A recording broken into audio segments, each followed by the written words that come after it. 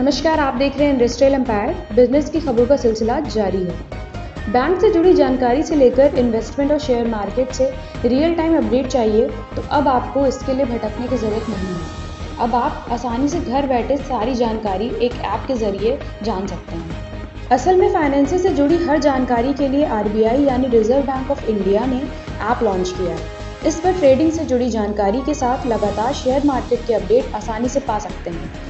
तो आइए जानते हैं इसके लिए आपको क्या करना होगा।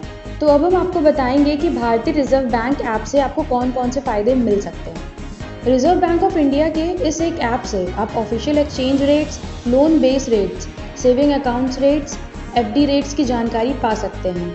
इस ऐप पर बैंक की छुट्टियों से जुड़ी भी जानकारी पा सकते हैं।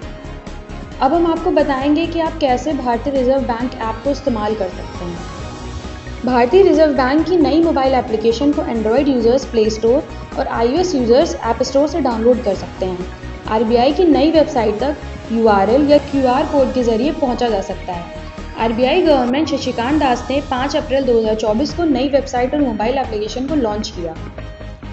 भारतीय रिजर्व बैंक आरबीआई जल्द ही यूपीआई का इस्तेमाल करके एटीएम में नकदी जमा करने की सुविधा भी शुरू करेगा। यह सुविधा उन लोगों के लिए फ़ायदेमंद होगी जिनके पास बैंक खाता नहीं है लेकिन उनके पास यूपीआई सक्षम पीपीआई कार्ड है, यानी यह सुविधा प्रीपेड पेमेंट इंस्ट्रूमेंट कार्ड धारकों को भी यूपीआई भुगतान करने की अनुमति देगी। यह कदम यूपीआई को और अधिक सुलभ या सुविधाजनक बनाने का एक प्रयास है। यूपीआई का उपयोग करके एटीएम में नकदी जमा करने के लिए यूजर्स को बस यूपीआई ऐप को खोलना होगा, नकदी जमा करें विकल्प का चयन करना होगा और फिर निर्देशों का पालन करना होगा।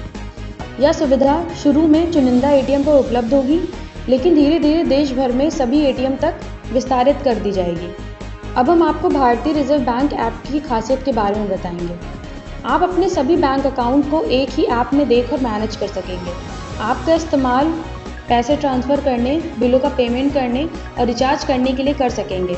आप शेयर बाजार के अपडेट को ट्रैक कर सकते हैं और स्टॉक खरीद और बेच सकते हैं। अलग अलग निवेश विकल्पों जैसे कि म्यूचुअल फंड और पीपीएफ के बारे में जानकारी पा सकते हैं और उनमें निवेश भी कर सकते हैं। आप कई प्रकार के लोन जैसे कि पर्सनल लोन और होम लोन के लिए अप्लाई कर सकते हैं।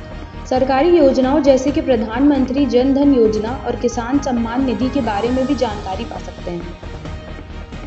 तो ऐसे ही बिजनेस की खबरों से जुड़ने के लिए देखते रहिए इंडस्ट्रियल एम्पायर और हमारे चैनल को सब्सक्राइब करना ना भूलें।